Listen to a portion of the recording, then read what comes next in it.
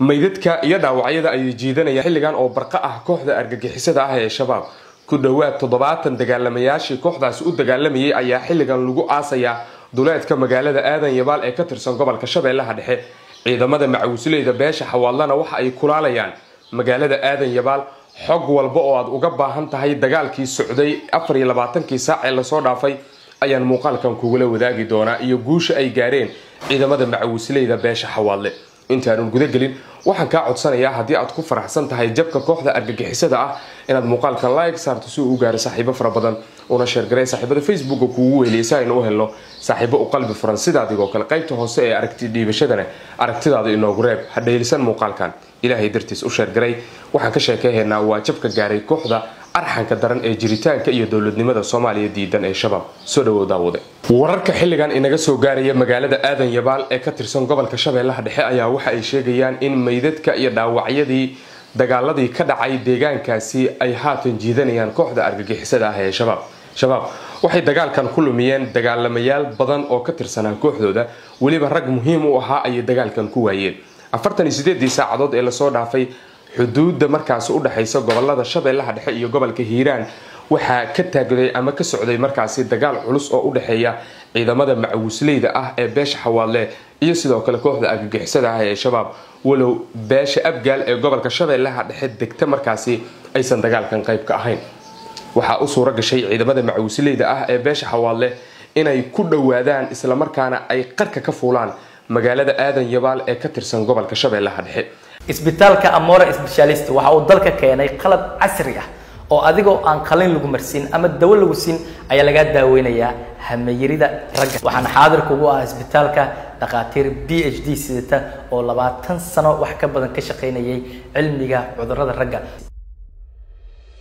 xalay waa la isku habeensaday saakaysa wax dagaal ah kama uusan dhicin duleedka deegaanada Mubaax iyo waliba Aadan Yabaal laakiin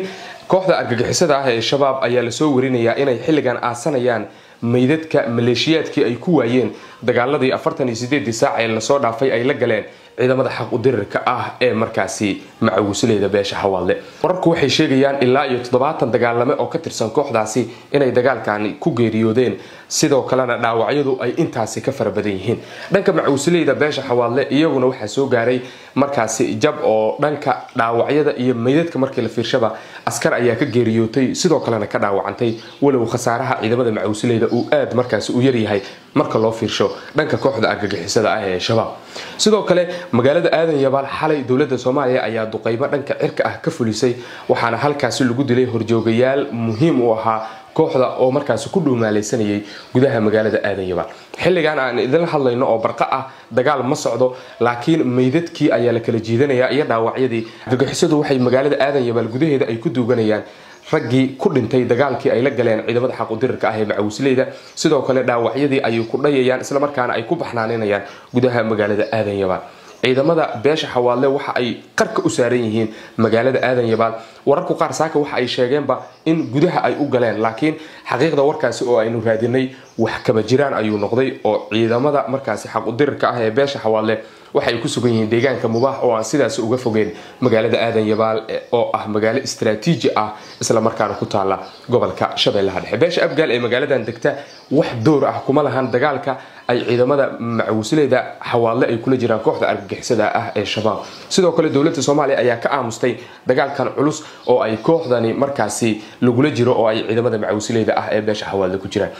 wixii ka soo kordha xaaladda magaalada Aadan Yabaal oo xilligan la isla soo gaaray isla markaana ay suuragal tahay in saacadaha soo socdo ciidamada xaq u dirirka ah ee macawisleyda beesha xawaale ay gudaha magaalada galaan wararkeena iyo barnaamijyadeena dambe ayaan idin kugu soo gudbin doonaa muuqaalkan la gareeyso oo saaxiibo badan u gaaro una share gareey saaxiibada Facebook kugu heliya si ay u helaan saaxiibo wardoon ah sida adigoo kale muuqaalkan ilaa dhamaad dad weelsi sidee u aragtaa in beesha xawaale ay haatan qarka ka saaran yihiin magaalada Aadan Yabaal ee gobolka Shabeellaha Dhexe oo aynu ognahay inay reer ahaan ay degaan beesha hawiye ugu badan ee abgaal aragtida qaybta hoose comment-ga inoogu reeb nabadgelyo